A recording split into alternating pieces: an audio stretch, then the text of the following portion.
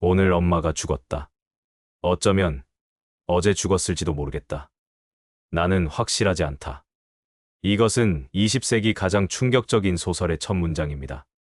알베르 카미의 이방인이죠. 어머니의 죽음 앞에서도 감정을 느끼지 못하는 주인공 메르소. 그는 사람들이 기대하는 반응을 보이지 않습니다. 슬퍼하지도 눈물을 흘리지도 않습니다. 사람들은 그를 냉혹하고 이상한 사람이라고 여깁니다. 하지만 잠깐, 혹시 여러분도 메르소와 비슷한 경험을 한 적이 있나요? 이 음악 어때? 이 옷 예쁘지? 이 음식 맛있어?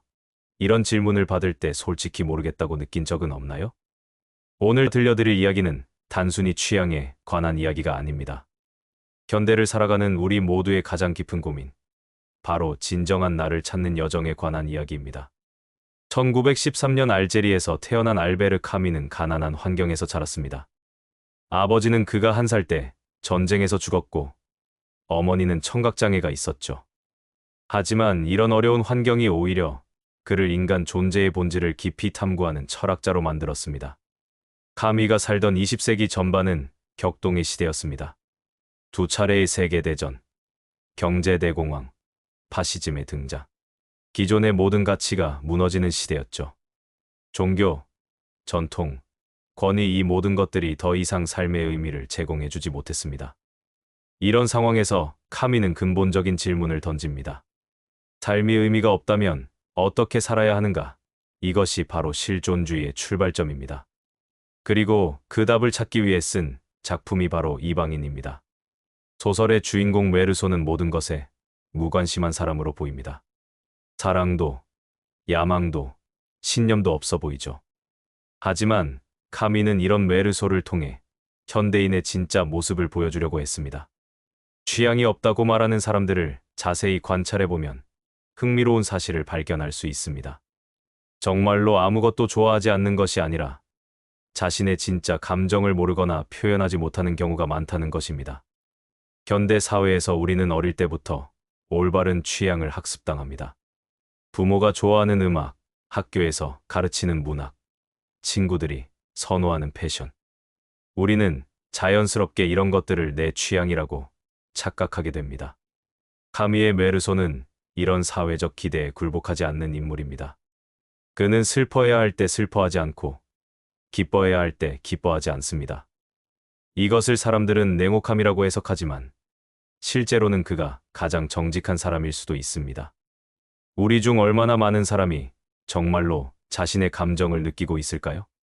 SNS에 올리는 맛있다, 예쁘다, 좋다는 말들이 정말 우리 마음에서 나오는 것일까요? 아니면 그저 사회가 기대하는 반응을 학습한 것일까요? 이것이 바로 카미가 이방인을 통해 드러내고자 한 현대인의 실존적 딜레마입니다. 우리는 진짜 자신의 목소리를 듣지 못한 채 남들이 만들어 놓은 기준에 따라 살아가고 있다는 것입니다. 여러분은 혼자 있을 때와 다른 사람들과 함께 있을 때 같은 것을 좋아하나요? 솔직히 말하면 대부분의 사람들은 그렇지 않습니다. 혼자 있을 때는 발라드를 좋아하지만 친구들과 있을 때는 힙합을 들어야 하고, 집에서는 편안한 옷을 좋아하지만 밖에서는 트렌디한 옷을 입어야 하죠. 이런 분열이 계속되면서 우리는 점점 자신의 진짜 취향이 무엇인지 헷갈리게 됩니다. 카미는 이를 부조리라고 불렀습니다. 인간이 의미를 찾으려고 하지만 세상은 의미를 주지 않는 상황. 진정한 자신이 되고 싶지만 사회는 그것을 허락하지 않는 상황 말이죠. 특히 한국 사회에서는 이런 현상이 더욱 뚜렷합니다. 남들과 다르면 안 된다는 사회적 압박, 분위기를 깨뜨리면 안 된다는 집단주의 문화. 이런 환경에서 개인의 고유한 취향을 발전시키기는 더욱 어렵습니다. 하지만 여기서 중요한 것은 이런 현실을 인정하는 것입니다. 우리가 사회적 존재라는 사실을 부정할 수는 없으니까요. 카미도 사회를 완전히 거부하라고 하지는 않았습니다.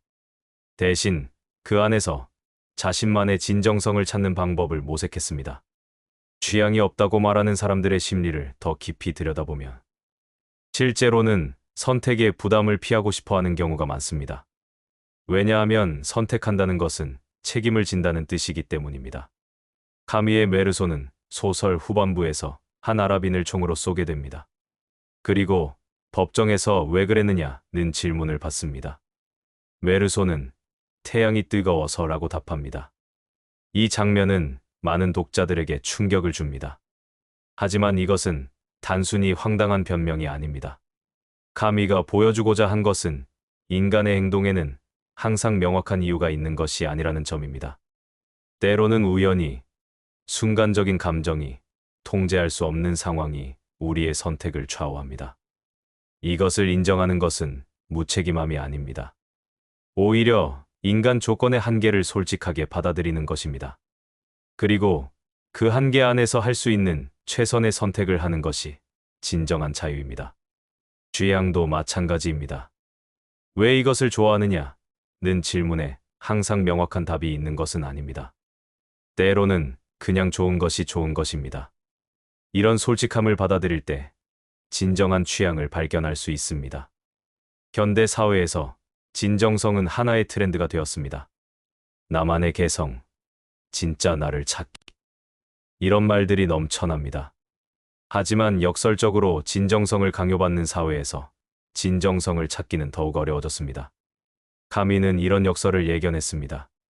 그는 진정성이란 어떤 완성된 상태가 아니라 끊임없는 과정이라고 보았습니다.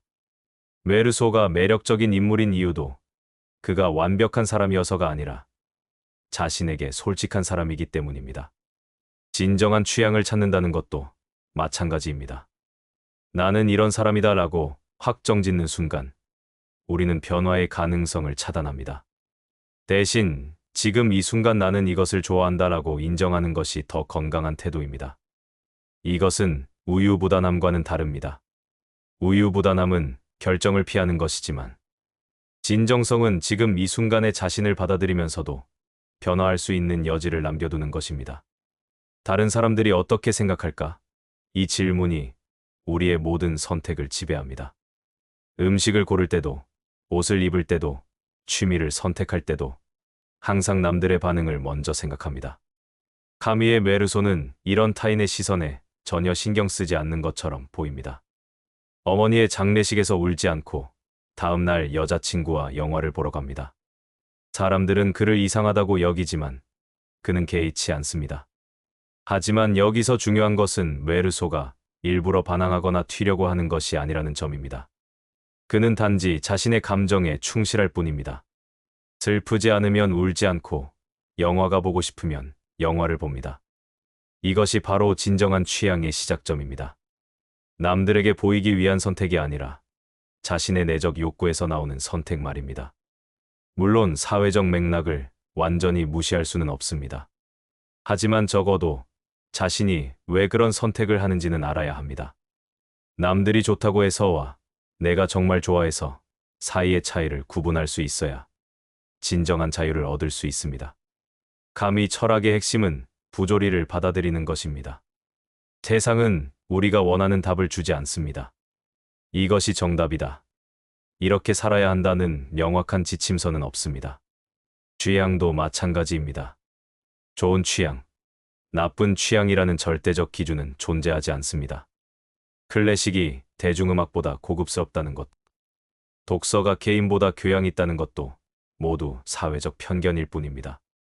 이런 부조리를 받아들이면 오히려 자유로워집니다. 더 이상 올바른 취향을 찾으려고 노력할 필요가 없어지거든요. 대신 지금 이 순간 나를 기쁘게 하는 것, 나에게 의미 있는 것을 솔직하게 선택할 수 있게 됩니다. 메르소가 감옥에 갇힌 후 깨달은 것도 이것입니다. 자유는 외부 조건에 의해 결정되는 것이 아니라 내면의 태도에 달려 있다는 것입니다. 감옥에 있어도 자신의 기억과 생각은 자유롭다는 것을 깨달았죠. 우리도 마찬가지입니다. 사회의 기대와 압박 속에서도 내면의 자유는 지킬 수 있습니다. 그리고 그 자유로부터 진정한 취향이 나올 수 있습니다. 진정한 취향을 찾는 것은 어떤 거대한 깨달음에서 시작되지 않습니다. 일상의 작은 선택들에서 시작됩니다. 오늘 점심 메뉴를 선택할 때 정말 먹고 싶은 것을 선택해 보세요. 남들이 건강하다고 하는 음식이 아니라 지금 이 순간 여러분의 몸과 마음이 원하는 음식을 선택해 보세요. 옷을 고를 때도 마찬가지입니다. 트렌드나 브랜드가 아니라 입었을 때 기분이 좋아지는 옷을 선택해 보세요. 처음에는 어색할 수 있습니다. 하지만 점점 자신만의 기준이 생겨날 것입니다. 카미는 이런 작은 선택들의 축적이 결국 그 사람의 정체성을 만든다고 보았습니다. 메르소도 처음부터 완전한 개성을 가진 인물은 아니었습니다. 수많은 순간의 선택들이 그를 독특한 인물로 만들어갔습니다. 중요한 것은 완벽한 선택을 하는 것이 아니라 자신에게 솔직한 선택을 하는 것입니다. 실수할 수도 있고 후회할 수도 있습니다. 하지만 그런 경험들을 통해서만 진정한 자신을 발견할 수 있습니다. 자신만의 취향을 찾아가는 과정은 때로는 외로울 수 있습니다. 남들과 다른 것을 좋아한다는 것은 때로는 소외감을 의미하기도 합니다. 메르소도 마찬가지였습니다. 그의 솔직함은 그를 사회로부터 격리시켰습니다. 사람들은 그를 이해하지 못했고 결국 그는 범죄자로 몰렸습니다. 하지만 카미는 이런 외로움이 나쁜 것만은 아니라고 보았습니다. 진정한 개인이 되기 위해서는 때로는 군중으로부터 벗어나야 한다고 생각했죠. 그렇다고 해서 완전히 혼자 살라는 뜻은 아닙니다. 오히려 진정한 자신을 발견했을 때 더 깊은 인간관계를 맺을 수 있다고 보았습니다. 가짜 자아로는 가짜 관계만 만들어지지만 진짜 자아로는 진짜 관계를 만들 수 있거든요. 자신만의 취향을 가진 사람들끼리는 서로 더 잘 이해합니다. 비슷한 것을 좋아해서가 아니라 각자 자신에게 솔직하다는 공통점이 있기 때문입니다. 결국 취향을 찾는다는 것은 단순히 좋아하는 음식이나 음악을 찾는 것이 아닙니다.